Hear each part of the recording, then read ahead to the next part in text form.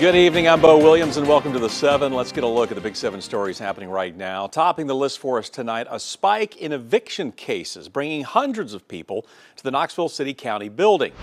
The eviction court docket swells to 361 households. Now, according to the University of Tennessee's Appalachian Justice Research Center, eviction filings increased by 53% between 2022 and 2023, and that upward trend is expected to continue. John Fletcher was evicted last month. The young father and college student found himself back on the docket today. His former landlord now suing him for damages he says he did not cause.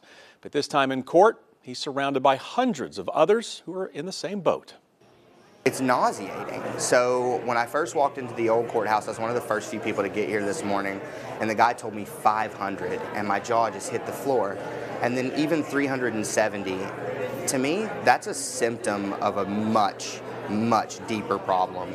And I'm begging our lawmakers to, I know they want the stadium and I know they want Knoxville to grow. This isn't the way to do it. This is, to me, gentrification. Legal Aid of East Tennessee's Eviction Prevention Office provides free legal assistance to those facing eviction, but the funding for the office is set to run out in May. On to our second Big 7 story for you tonight. Criminal charges have now been filed more than a year after a 19-year-old's death. A Campbell County grand jury indicting Heather and Brian Allen, charging them with first-degree murder and aggravated neglect of a vulnerable adult. That adult was Heather Allen's son, Tanner Osmus. The medical examiner's report states Tanner had lived with a seizure disorder and had a severe intellectual disability. Tanner suffered a seizure in late October 2023 and, according to the report, did not receive medical attention for 2 weeks. After being taken to the hospital, doctors at UT Medical Center managed to restart his heart twice, but Tanner's brain was injured from the lack of oxygen. The hospital contacted Adult Protective Services, and Tanner was declared brain dead 2 days later. The medical examiner's office declared neglect was the cause of death, calling it a homicide because Tanner did not receive food, water, or medical treatment for several days after the seizure. Now, Heather Allen's attorney, meanwhile, telling 6 News that while the situation is a tragedy, he argues that the state has found a crime where he argues one does not exist.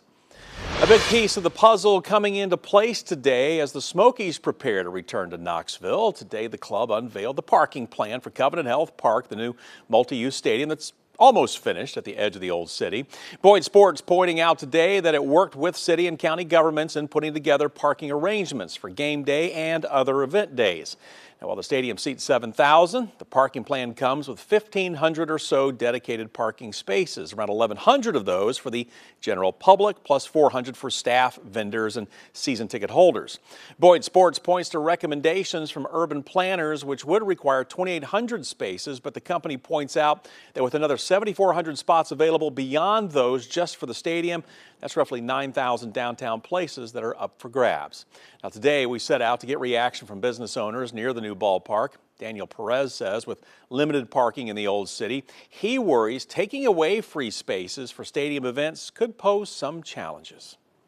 But especially for down here, I mean, this is a lot of people just walking around, families going to dinner and whatnot, and that could mess up a lot of foot traffic for sure, just because not everybody's a season holder. Not everybody wants to go to a game and whatnot. Some people just want to go eat, drink, or come shopping.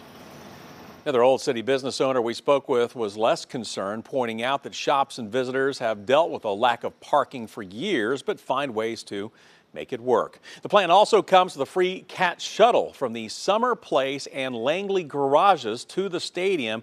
But reserved parking spots in those garages will cost you $5. Now, the Smokies will sell those reservations on the team's website.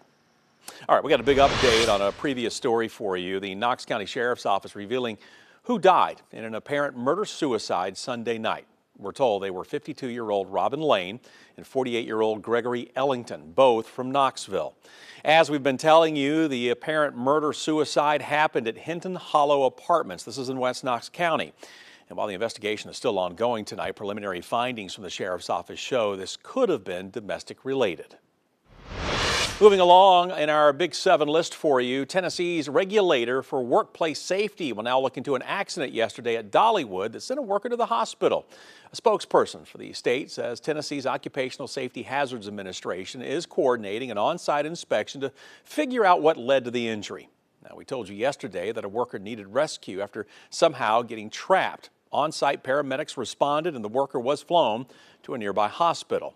Dollywood does not open to visitors until the weekend. What you're looking at here is video that we shot during a media tour about 2 weeks ago, previewing the park's upcoming season.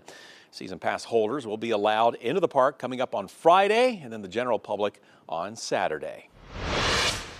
For our next big story for you tonight, Oak Ridge police say information from the public helped track down and arrest a wanted man who turned up all the way out in California. Jason Frederick Turner was wanted on charges of false imprisonment, rape, and evidence tampering. Police featured him on their Facebook page late last month, saying at the time his last known address was in LaFollette. Their update today said that thanks to the people who came forward with information, he was taken into custody. And for our final Big 7 story for you tonight, Revitalization is coming to downtown Clinton with a new project already underway. What you see here is some video we shot today of Market Street in downtown Clinton. As you can see, there are cones lining the roadway. This project includes multiple upgrades, including updated utilities, sewer infrastructure, adding trees, level spaces at building entrances, as well as other projects. We spoke with Dawn Rader, who owns Joy and the Dawn, a local business in downtown Clinton. She believes this project will not only benefit residents there, but small businesses as well. Honestly, I think it's going to be great. Long term, I think in the short term, it might be a little bit of a challenge for the next year, while they're doing the renovations and, there may be portions of the road that are closed. But I think Historic Clinton has a really good kind of game plan to make sure people know we're still open and we're still here. But ultimately, I think it's going to be amazing for Clinton. I think it's going to just increase business ultimately. The project is expected to last nearly a year and a half. It is totaling close to $9.5 million. Again, we'll continue to follow its progress. Well, right now we